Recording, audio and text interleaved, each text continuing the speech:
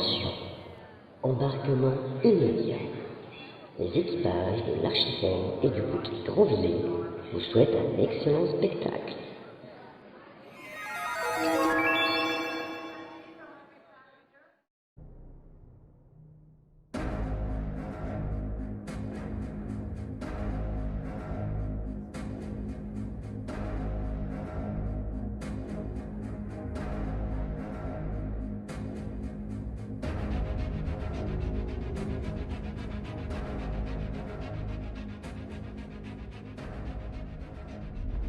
Il nous faut des victimes à partir de maintenant.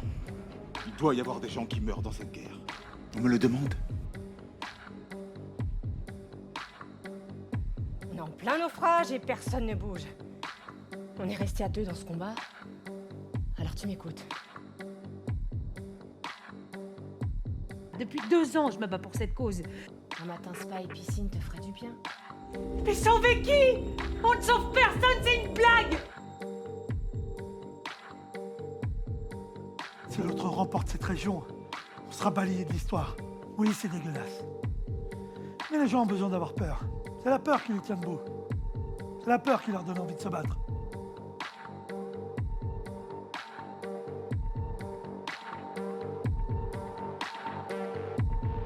On n'a plus de rêves. Vous nous les avez tous pris.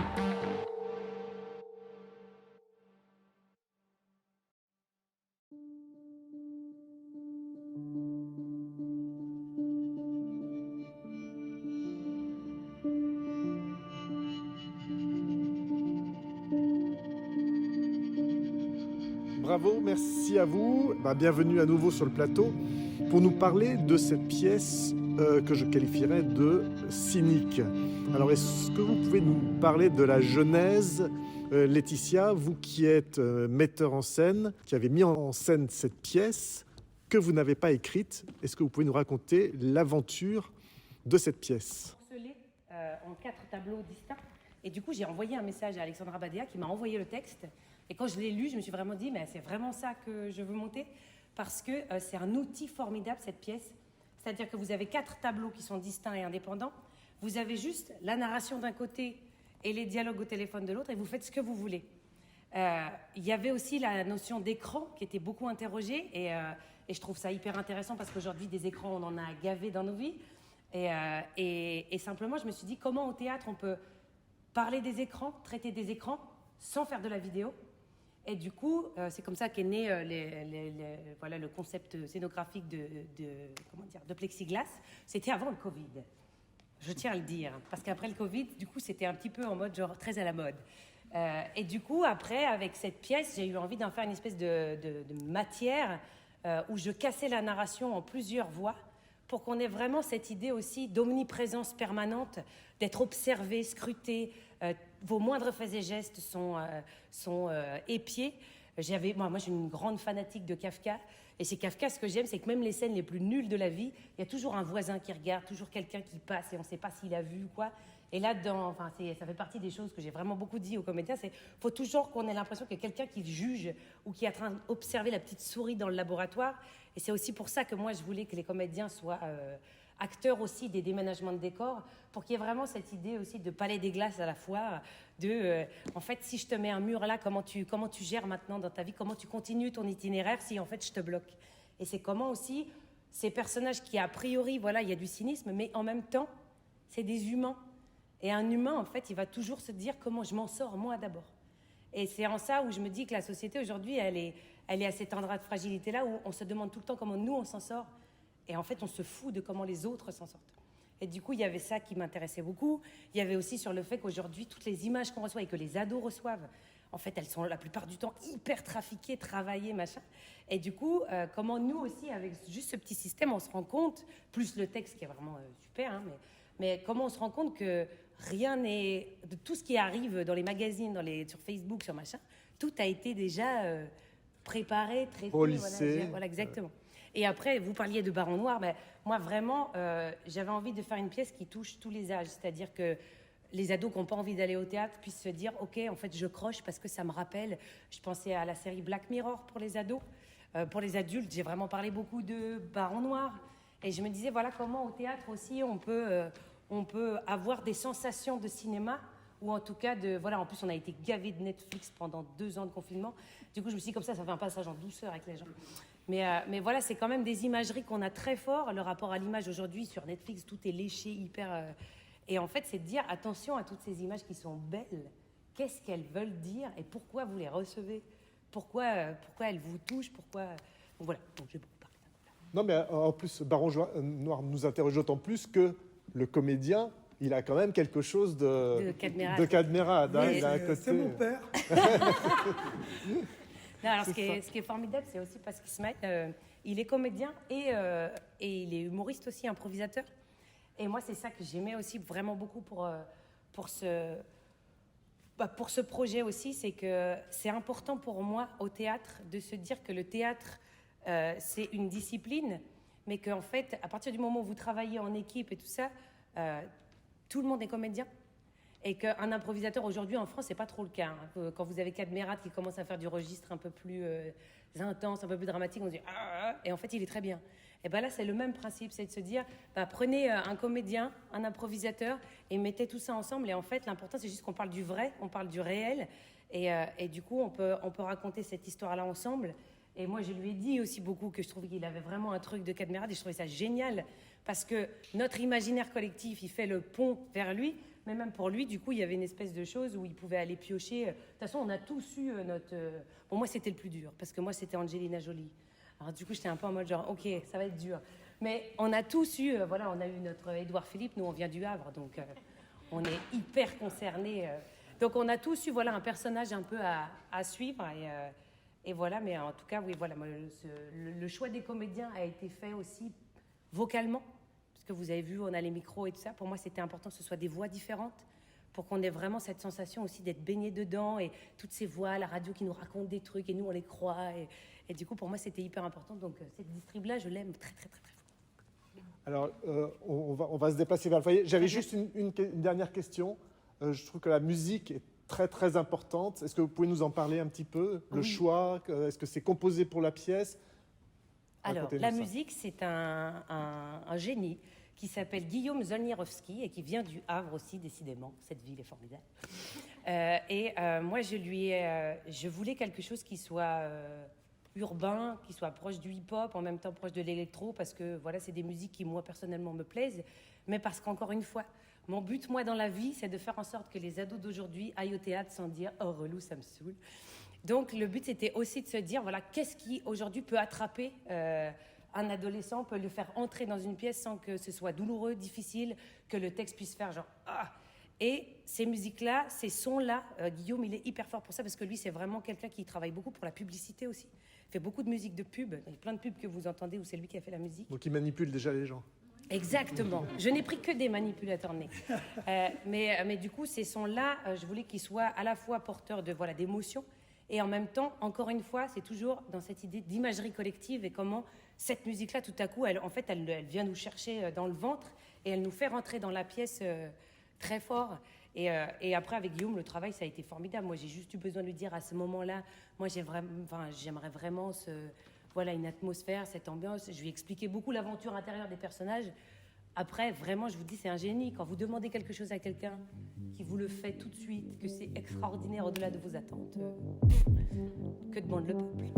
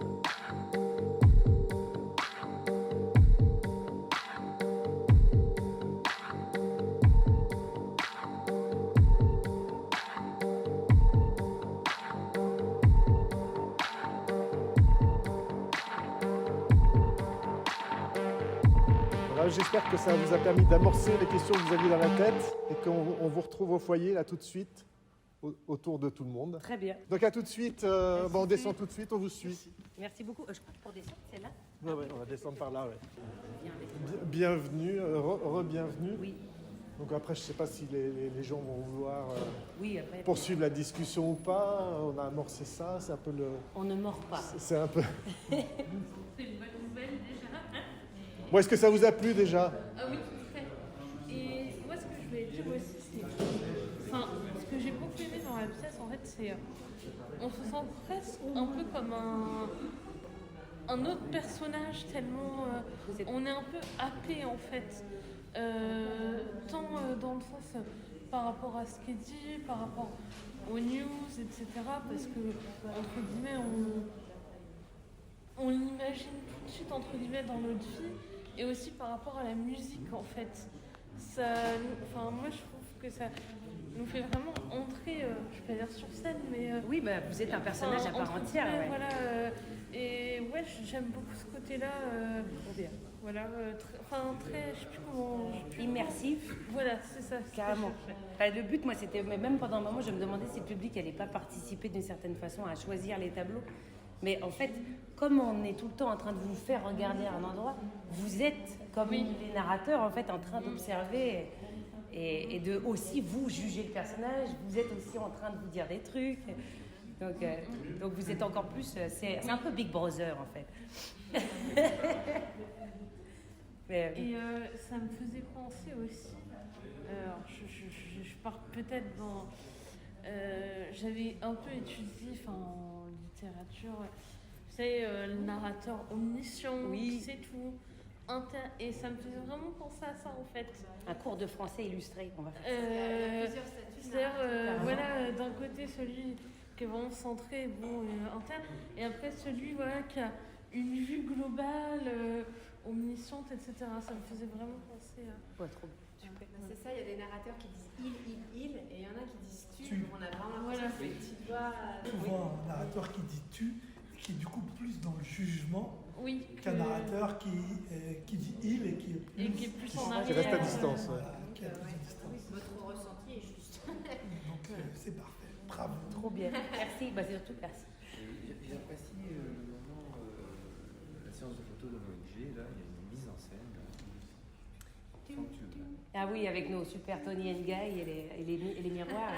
Oui, c'est ça. Et puis là, vous êtes en train de narrer, d'être dans l'espèce de photo, là, et puis il y a le miroir. Oui, c'est ça, des deux. Ah, c'est super. Bah écoutez, je ne vais pas vous mentir qu'en fait, à partir du moment où vous mettez des glaces sur scène, les possibilités de miroir sont infinies. On peut faire vraiment soi avec soi, mais après le miroir, quand vous pouvez le faire avec un autre comédien, c'est forcément hyper intéressant. Et puis il y avait aussi cette idée de... il y a le double qu'on projette, il y a le double de soi qu'on voit, et du coup on a essayé vraiment de toujours... Exactement.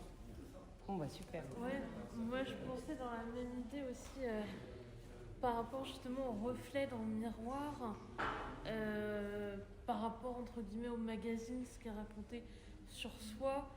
Est-ce qu'on voit la même chose que ce qu'on pense ou pas? Exactement, oui. Enfin, voilà. Carrément. Pour nous, c'est hyper troublant en tant que comédien. Quand vous rentrez sur scène, vous êtes comédien, vous vous projetez dans une rêverie de vous-même, toujours un peu mieux, je pense. Et là, en fait, on n'arrête pas de jouer et de se voir en miroir. C'est super dur parce que ça fait genre, ah oui, ça rend ça. Bon, on va faire comme si que non. Et du coup, c'est hyper intéressant aussi de se renvoyer de nous, comédiens, ce qu'on projette de soi et ce qu'on est. Et du coup, c'est vraiment hyper drôle. Au début, c'est un peu troublant. Ça a été écrit en quelle année, la pièce ? 2014. 2014. Donc, il s'est passé quand même beaucoup de choses depuis. Oui, il se trouve qu'en fait, on se rapproche On malheureusement parle même pas du beaucoup Covid, trop mais... du dernier tableau. C'est C'est-à-dire ça. que là, dans 6 mois, ce sera peut-être pas, Parce que pas une surprise. Angelina Jolie en 2014, on est dans l'actualité. Ouais. Dans son actualité. Vous avez, là maintenant, il y a des choses qui se sont passées depuis. Bon, on a raccroché facilement. Oui, hein. puis c'est pas comme si, en fait, tous les ans, il y en a une qui part en ambassadrice. Parce il y qu'en a fait, Madonna, il y a eu... Bah oui, on a tout le monde. Et elles on a Audrey reviennent tous Fleuriot, avec des bébés de différentes couleurs. Ben voilà, c'est ça. Et pendant un moment, c'était la Chine. Pendant un moment, c'est juste se dire qu'en fait, ce système-là, il fonctionne encore. Alors qu'on a... En fait, cette pièce, elle se démodera que quand vraiment le système aura changé. Mais, Donc elle se démodera pas. Bah, j'espère qu'elle va se démoder, moi. J'aimerais bien. C'est à souhaiter, c'est à souhaiter. Bah oui, ce serait bien qu'un jour on se dise je peux faire ça depuis longtemps. Je serais la première heureuse, hein, c'est toujours pareil. Hein. Mais c'est vrai que, en plus, ce qui est chouette, c'est que j'ai. Enfin, ce qui est chouette, non, pas du tout, c'est pas chouette. Mais en fonction des moments où on l'a traversé, ça a quand même fait 3 ans qu'on l'a sur les épaules, cette chose-là, pour la monter. Et en fait, depuis le début où on l'a montée à maintenant, je me rends compte qu'en fait, il y a toujours un nouvel écho. Là, l'année dernière, c'était vraiment les plexiglas, le Covid, les distances, le fait de jamais avoir de moment où ça se touche, de machin, ça résonnait très fort. Là, le fait qu'il y ait les élections dans 6 mois, ça fait genre... Oui, bah, c'est aussi la génération Instagram, notamment pour le tableau aussi, Angelina Jolie, machin. Là. Vraiment, Instagram fait ça, c'est-à-dire qu'on vous met un filtre avec machin, mais sauf que là, c'est vraiment... presque, c'est l'effet inverse d'Instagram, c'est qu'on voit le désastre. Moi, je voulais vraiment qu'on finisse sur le désastre de chacun, mais avec une espèce d'image hyper léchée comme ça, mais où c'est fracassé de toute façon et tu peux faire tous les posts Instagram que tu veux, ça changera rien. Je sais pas si c'est possible d'avoir un autographe. Oh, bah oui, puis c'est hyper gentil, mais franchement, c'est trop bien. Ah, c'est bon. Vos retours, ils sont trop chouettes. Merci. Merci à vous. Merci à vous. Merci.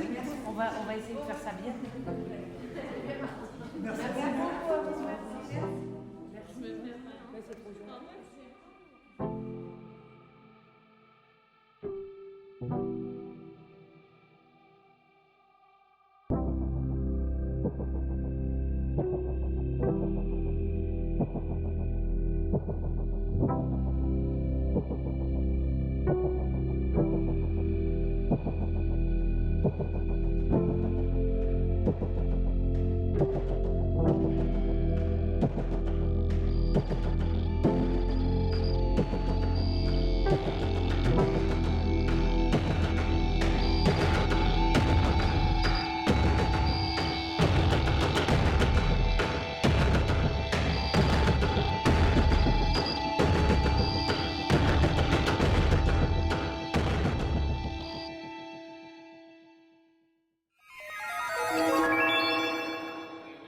Vous venez d'écouter Embarquement immédiat avec notre commandant de bord Xavier pour le bouquet Grandvillers, à destination de l'Archipel, la salle de spectacle de Granville.